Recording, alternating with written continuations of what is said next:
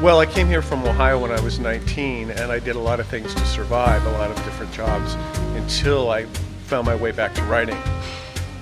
The worst job was making nativity scenes in a ceramics factory, and I was the guy who poured this liquid clay into these plaster of Paris molds and pulled them out, and so I was covered with this liquid clay from head to toe. I just looked like a bog person. It was so demoralizing. It was sort of like the worst factory work because it was in this basement, and I did that for about 6 months. But they're just things that you do to get by.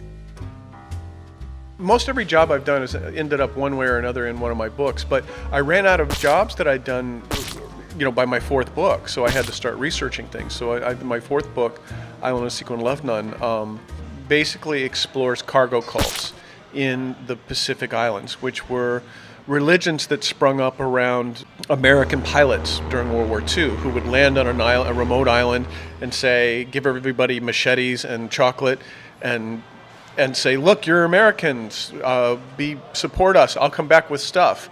And anthropologists went back to those islands 20 years later and found out that religions had been built around those pilots and they'd become mythologized. And so what I did was I went to islands in Micronesia and sort of saw what life was like on a remote island and lived there not very long. I was on the outer islands of Yap for about a week maybe. I knew what the book was going to be about, but I didn't know any of the details that would get me there, and those are what I picked up on the trip.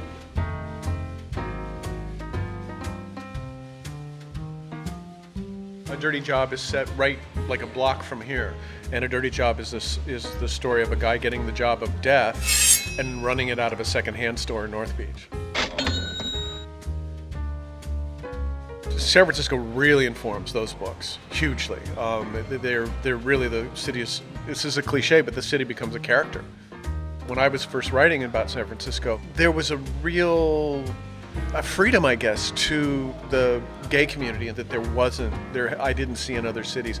The city's been just a font of delight, I guess. Whenever you think, okay, that's it, there's some little neighborhoody, thing that adds to the flavor of the book. And this book I've just finished has a cop's funeral in it, and the Sisters of Perpetual Indulgence are in it. I don't know if you know who they're like these drag nuns that are outrageous and wear this white-faced kabuki makeup and show up at all these different social events, and they do charity work and so forth, but it's all these guys dressed like nuns, and only in San Francisco would they show up at a cop's funeral.